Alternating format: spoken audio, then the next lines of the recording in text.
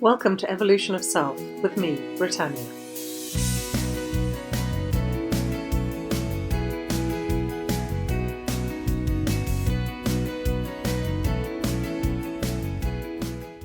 Hello. So I want to talk to you about how the only truth is actually your truth. And the reason I'm talking about this is because someone close to me recently has been judged by other people's beliefs of themselves, which they've projected onto this person. And it made me realise how we are not what others think of us. Because what others think of us comes from their own programming and their own experiences. So if somebody, and it's weird, I don't know why this has popped into my head, and I'm not even sure of the absolute truth of this. So I'm a bit cautious in saying it, but since it popped into my head, I'm going to share it anyway. I've observed through life that the people that are most paranoid about people cheating on them are generally the people that are most likely to cheat. And as I said, this isn't an absolute truth. It might just be the lens that I've seen life through. So take it with a pinch of salt. But it's not just that. We tend to see the world as we experience it. So if we are somebody who is very forgiving, we tend to assume that other people find it easy to forgive. If we are suspicious, we tend to believe that other people are suspicious. If we lie, we tend to believe that other people lie. If we are loving, we tend to believe that other people are loving, and so on and so forth.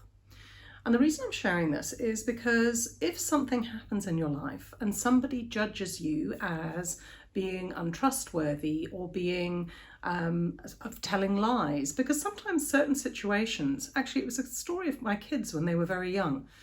I was with my partner at the time, and he noticed that one of the underfloor heating switches was switched on, and it was the middle of summer, and he blamed one of my children. And they weren't his children. And he blamed one of my kids. And I spoke to my kids about it, and they were very young, but they were old enough to understand. And they said no, they hadn't done it. And they had no reason to lie. And I know my kids very well. I know when they lie and then when they won't lie. Anyway, this partner of mine would absolutely not believe that one of them hadn't turned it on. And he started punishing them for not telling the truth. And my one son, who's very, very switched on and clever, sort of said, well, why don't I just say that I did it? Because then, we can move on from it, kind of thing. And he was only like 5 at the time, but he already figured out that the quickest and simplest way to get out of the situation was just to admit, well, not admit because he hadn't actually done it, but just to say he did it so that we could move forwards. And I still believe that they didn't do it. We'd had a couple of their friends had been round a day or so beforehand. And I'm sure one of them just got curious and switched it on. Anyway, it wasn't a big thing in my life. But because my partner at the time tended to be a little bit deceptive around certain things, he couldn't believe that my children were telling the truth. And it just went against everything in him because that's how he saw the world. And it's very important in those situations because you can't prove that you did or you didn't do something because there's no evidence to say that you did or didn't. And in those moments, the most important thing to remember is the truth that you know within yourself. Because really at the end of the day, the only person that you have to live with is yourself.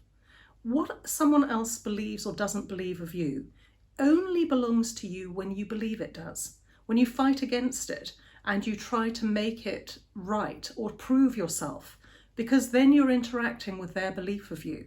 When you know that who you are and you stand in it, not defensively, but solidly and firmly, and know that's who you are, then no one can shift that and move that.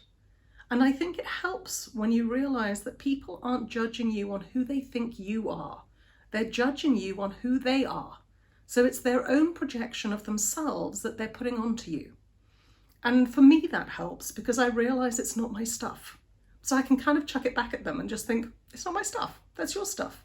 That's your belief about what you think is likely to happen. It's not actually the truth of who I am. I had a similar situation years ago where it was really horrible, actually. I was accused of trying to seduce someone's husband. And if anyone ever knows me well, knows that for me, is something that is absolutely abhorrent, for reasons from long ago when I was a child. Infidelity in marriage is something that I find really hard to stomach. Anyway, I'm not going to go into my whole belief system around that because I'm very, very conscious it is my own belief system. But anyway, because of all of that, it's one of the last things in the world that I would ever do. And the number of people that just believed it because they see it so often in society.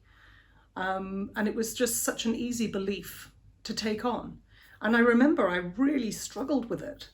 But now, sort of looking back on it, I suppose the only people that I care whether they believed in or not were the people that were closest to me. The rest of them doesn't really bother. And that same understanding that what they are believing is the lens they see through the world. It's not actually the truth of who I am. And I have nothing to prove to anyone. As long as I am happy with who I am and what I'm being, that's all that matters. And that's not to say that anyone that does have an extramarital affair, is wrong or whatever. I mean, I'm not sort of here to judge or point fingers or anything like that. That's, we all gain experiences and we learn, and life is very rich like that. But just personally, that's, as I said, my own belief system and issues. So this episode is all about understanding that there are certain times in life when you might find yourself in a position where you're being judged for something you never did. And it can be quite hard to stomach it when people throw their own perspectives and their own views and their own way of seeing the world on you.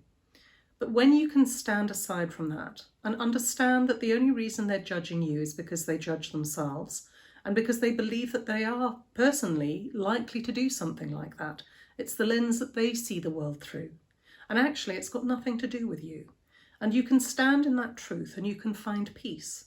And when you find peace and you're still in that space, it's very hard to believe that somebody's capable of things when they're actually so certain of themselves. It's not that you need to prove anything, because as soon as you try to prove anything, you look guilty. It's about being still and peaceful and just knowing the truth of who you are. Anyway, it's a bit rambly, but I hope you managed to get something from this. As usual, there's loads of show notes below, and you'll find a link to my course, the Happiness Boost 7-day course, free, and you'll find links to my website, and you can connect with me if you're interested in coaching or team coaching, and also you'll find all my social media links if you want to connect with me on there. Have a fabulous week. So much love from me to you. Bye-bye.